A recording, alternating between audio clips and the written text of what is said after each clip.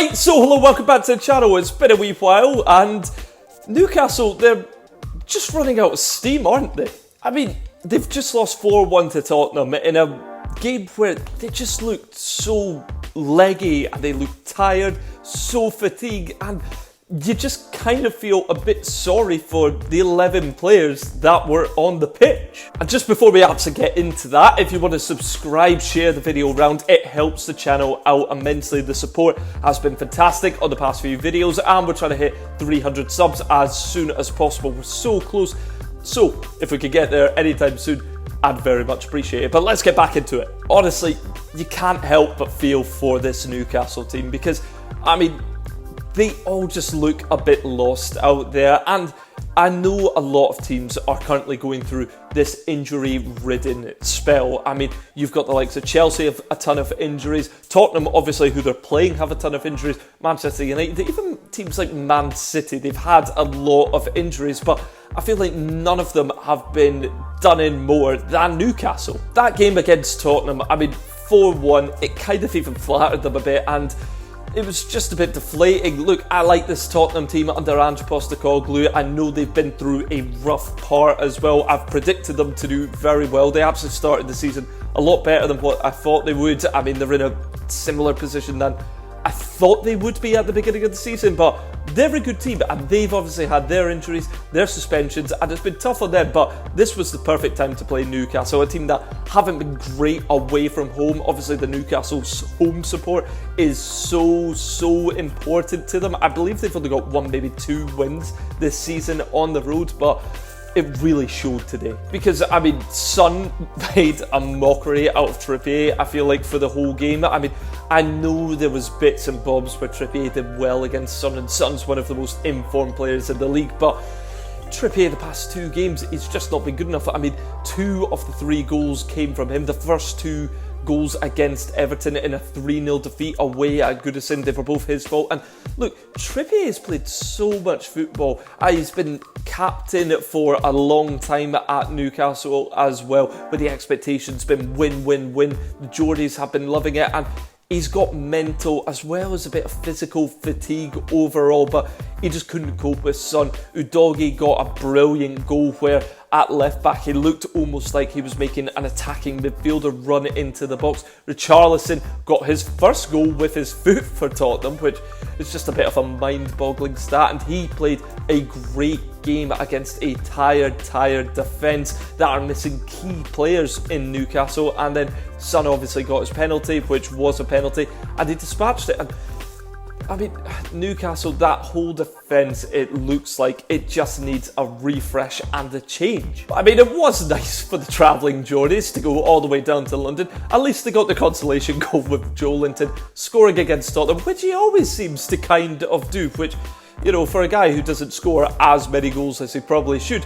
it's weird that he found Tottenham as his team, but that was really nice. Newcastle have about 10 plus first team members out, and a lot of them actually even start. The likes of Willock, Pope, Byrne, Botman, Wilson's only just came back, and he nearly got injured as well because the Romero tackle on him, I have no idea how on earth that is not a red card. I've been a massive critic of Romero. I accept that he is a brilliant defender and that the aggression, as Gary Neville pinpointed out, is one of his key qualities in a defender, but he's got no footballing IQ, and the fact that he gave a terrible tackle on a returning Callum Wilson, which could have sidelined him even further, it was just a moment of madness, and I was amazed he didn't get sent off, in all honesty. The outfield starting 11 has also been the exact same for the last 5 matches, and again, that's through no fault of their own with all the injuries and so forth, but it's not helped them, and it's not been refreshing. They're going to have to change the next time they're in the Premier League because Kieran Trippier's yellow card means that he's going to be suspended, and in all honesty, that's probably the world of good for him because he definitely looks like he needs that bit of rest. And yes, I do get if you're a fan of another team who's got a plethora of injuries. I'm not just saying it's happened to Newcastle. Obviously, I mentioned in the intro, Chelsea, Man United, Tottenham. There's tons of teams that if I didn't say your team, I know you probably have a lot of injuries, and I think that's a bigger problem and a different video entirely, in all honesty. But at the same time, nothing's hampered it more than Newcastle. The amount of players they're missing, Tonali being suspended obviously hasn't helped. I know you're going to say Tonali brought it on himself, but Newcastle didn't know that, so they maybe wouldn't have gone for Tonali.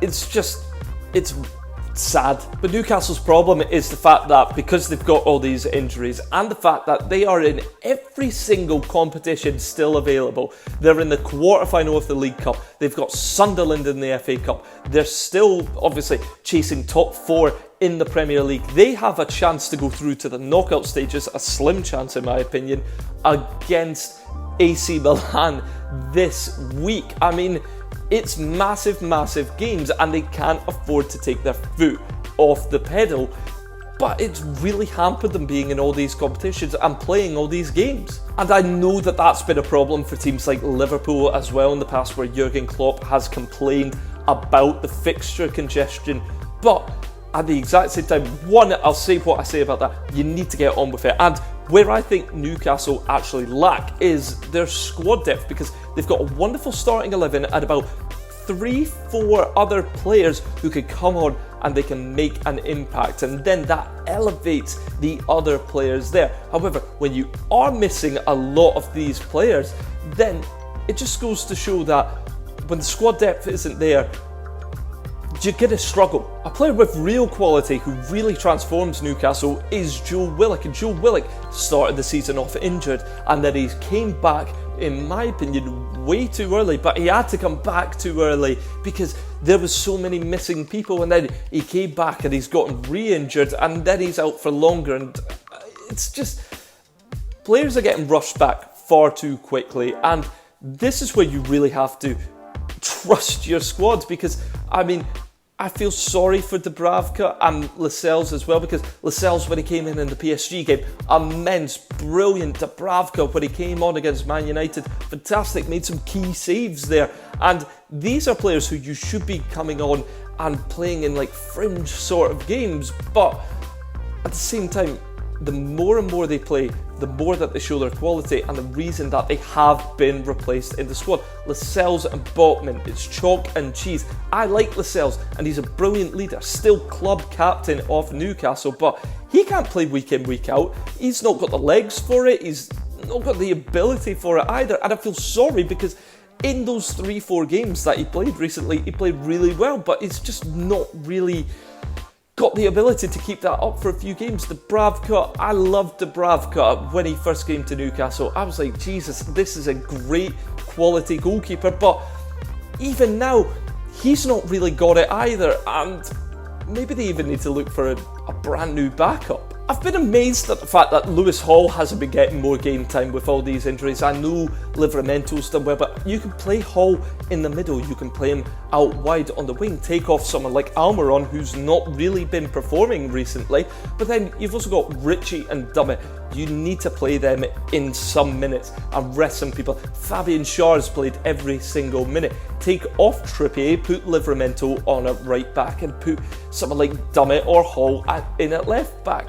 Take off Almiron, put Ritchie on a right wing for the last 10 minutes. Give them some form of rest. But even if you don't trust them, people like Lewis Miley's come into the team, and Lewis Miley's played really well, especially for 17-year-olds, but try and play one or two other young players. That's the point of having a youth academy, that you bring in these young players even when they're maybe not entirely ready. This is a wonderful chance, and when else are they really going to get a chance to come into the team and try and establish themselves? Give them something to really play for. Now, the reason I'm going to be a bit more lenient on a team like Newcastle compared to a team like Manchester United, for example, before people get really annoyed at me if you're a Man United fan, Newcastle, again, the amount of injuries, I know Man United fans will probably say the same thing, but Newcastle have actually played well. They just looked really, really fatigued, and that they look like they need a change.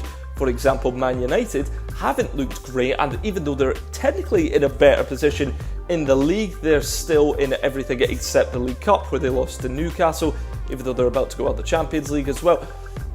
They've not played well against the bigger teams, whereas Newcastle have played well, so I'm going to be a bit more lenient because I feel like these players have actually earned that bit more leniency. I know Man United won the League Cup, they finished in the Champions League places last year, and they've got a bit of credit, but they've not been good enough. Newcastle players have been good enough, but they're shattered, man. They are shattered. But yeah, January can't come quick enough for Eddie Howe and the Mags, because they need extra legs in there. If they've got injuries, you know, Denali's out for ages, they need to get people in January, otherwise it could be a very long and quite an unsuccessful season really for them.